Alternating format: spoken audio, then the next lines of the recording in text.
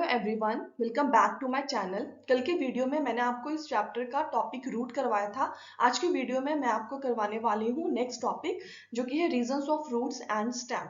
Reasons of roots क्या होते हैं? जो प्लांट्स के रूट्स होते हैं वो डिफरेंट डिफरेंट जोन या एरिया में डिवाइडेड होते हैं, तो वो हम पढ़ेंगे रीजंस ऑफ रूट्स में। तो स्टार्ट करते हैं आज का टॉपिक। तो सबसे पहले कर लेते हैं regions of the root. First point है, root is covered at the apex by thimble like structure called the root cap. जो रूट होता है वो एपेक्स पे एक थिम्बल जैसे स्ट्रक्चर से कवर होता है, और उस थिम्बल जैसे स्ट्रक्चर को क्या बोला जाता है? रूट कैप बोला जाता है। यह इमेज में आप देख सकते हो। एपेक्स क्या होता है? टिप। किसी भी चीज के टिप को या स्टार्टिंग पॉइंट को बोलते हैं एपेक्स।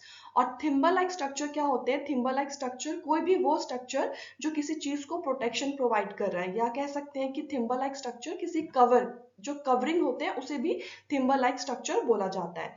तो that is known as root cap. तो यहाँ पे आप इमेज में देख सकते हो, ये जो लास्ट पार्ट है ये, इसे क्या बोला जाता है? Root cap.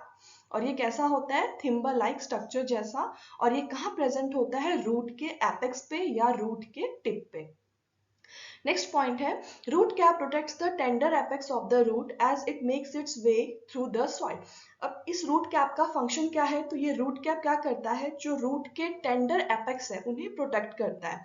और जो टेंडर एपेक्स है रूट के, वो क्या करते हैं? रूट को सॉइल से पेनिट्रेट करने में हेल्प करते हैं।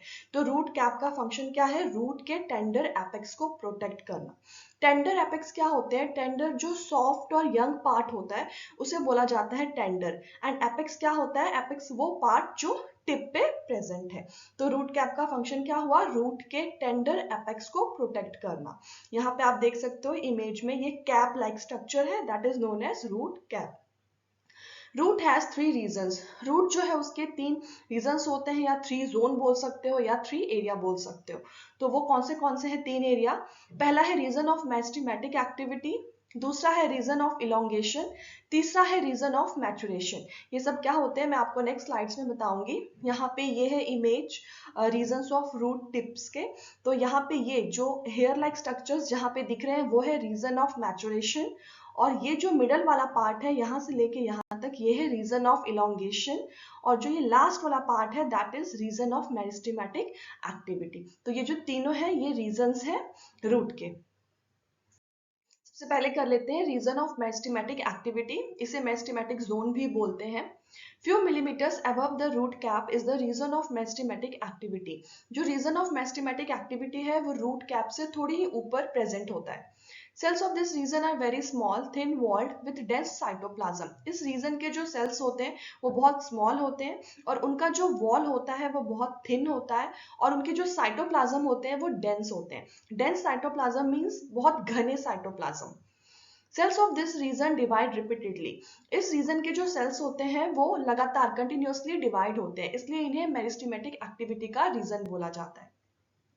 नेक्स्ट रीजन है रीजन ऑफ इलोंगेशन, और इसे इलोंगेशन जोन भी बोला जाता है।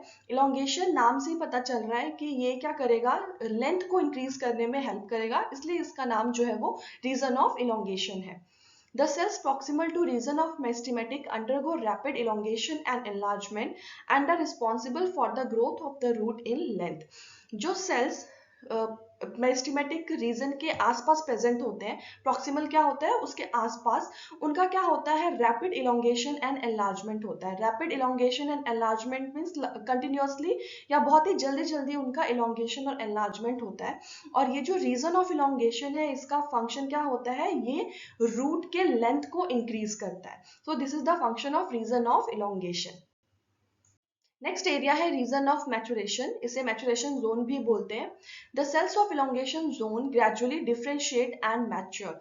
जो इलोंगेशन जोन के जो सेल्स होते हैं वो डिफरेंशिएट हो जाते हैं और मैच्योर हो जाते हैं। डिफरेंशिएशन किसे बोला जाता है? मैचुरेशन को ही डिफरेंशिएट बोलते हैं।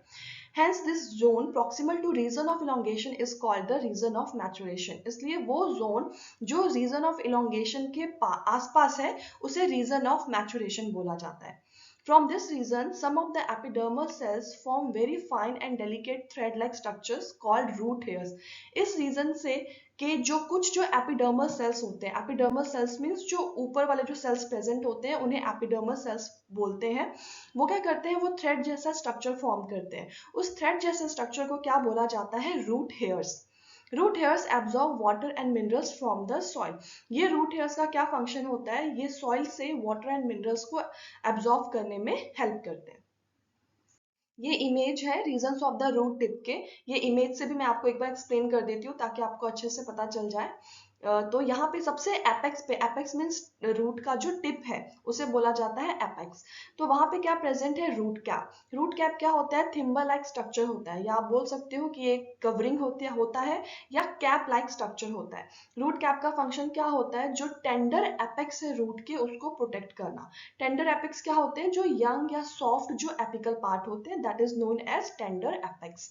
और ये जो एरिया है इसे रीजन ऑफ मेरिस्टेमेटिक एक्टिविटी बोला जाता है। रीजन ऑफ मेरिस्टेमेटिक एक्टिविटी क्यों बोलते हैं इसको, क्योंकि यहाँ के जो सेल्स होते हैं वो रिपीटेडली डिवाइड होते हैं, कंटिन्यूसली उनका डिवीजन होता है, इसलिए इन्हें रीजन ऑफ मेरिस्टेमेटिक एक्टिविटी बोलते हैं। फिर यहाँ पे आता है मिडल में रीजन ऑफ इलोंगेशन। तो नाम से ही पता चल रहा है, जो रीजन ऑफ इलोंगेशन है वो क्या करता है, रूट की लेंथ को इंक्रीज करता है, that is known as region of elongation. फिर ये वाला जो पार्ट है इसे बोलते हैं region of maturation. Region of maturation से क्या होता है, इस रीजन के जो एपिडर्मल सेल्स होते हैं, एपिडर्मल सेल्स क्या होते हैं, जो आउटर लेयर के सेल्स होते हैं या जो आउटर सरफेस के जो सेल्स होते हैं उन्हें एपिडर्मल सेल्स बोला जाता है। तो रीजन ऑफ मैचुरेशन के जो एपिडर्मल सेल्स है वो क्या फॉर्म करते हैं, रूट हेयर। और ये रूट हेयर जो है उसका फंक्शन क्या होता है, ये सॉइल से वाटर्स एंड मिनरल्स को एब्जॉर्ब करने में हेल्प करते हैं। नेक्स्ट टॉपिक है stem. The stem is the ascending part of the axis bearing branches, leaves, flowers and fruits. जो stem है वो ascending part है। ascending part means जो ऊपर की तरफ increase होता है, और वो एक axis है जो कि क्या bear करता है, branch, leaves, flowers and fruits। तो ये जो सारे parts होते हैं वो stem में present होते हैं। It develops from the plumule of a germinating seed. जो स्टेम है वो कहाँ से ओरिजिनेट होता है या कहाँ से डेवलप होता है, तो ये जो जर्मिनेटिंग सीड्स होते हैं जिनका जर्मिनेशन हो रहा है उसके प्लूम्यूल से डेवलप होते हैं। कल की वीडियो में मैंने आपको बताया था कि रेडिकल और प्लूम्यूल क्या होता है। तो जो जर्मिनेटिंग सीड होते हैं उनके दो पार्ट्स होते हैं, एक होता है रेडिकल और एक होता है प्लूम्यूल। जो व्हाइट वाला पार्ट होता है उसे बोला जाता है रेडिकल, और जो ग्रीन वाला पार्ट होता है उसे बोलते हैं प्लूम्यूल। जो व्हाइट वाला पार्ट है दैट इज रेडिकल, वो रूट में कन्वर्ट हो जाता है, और जो ग्रीन वाला पार्ट है जिसे प्लूम्यूल बोला जाता है वो स्टेम में डेवलप हो जाता है। The stem bears nodes and internodes. Stem में नोड्स और इंटरनोड्स भी होते हैं। अब ये नोड्स एंड इंटरनोड्स क्या होते हैं, the region of the stem where leaves are borne are called nodes. Nodes क्या होता है, स्टेम का वो पार्ट जहां से लीव्स ओरिजिनेट होते हैं उसे बोलते हैं नोड्स। इंटरनोड्स क्या होते हैं, internodes are portion between two nodes. दो नोड्स के बीच का जो पोर्शन होता है that is known as internodes. Stem bears bud which may be terminal और एक्सिलरी। जो स्टेम है उसमें बर्ड होते हैं। बर्ड क्या होते हैं, कली को बर्ड बोला जाता है जो बाद में जाके फ्लावर में कन्वर्ट होते हैं। तो स्टेम में बर्ड भी हो सकता है, और वो जो बर्ड का पोजीशन है वो टर्मिनल भी हो सकता है या फिर एक्सिलरी भी हो सकता है। टर्मिनल और एक्सिलरी क्या होते हैं, सपोज ये स्टेम है, तो अगर वो यहाँ टिप पे बर्ड फॉर्म होता है तो उसे बोलते हैं टर्मिनल।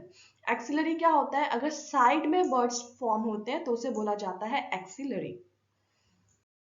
नेक्स्ट पॉइंट है, stem is generally green when young and later become woody and dark brown.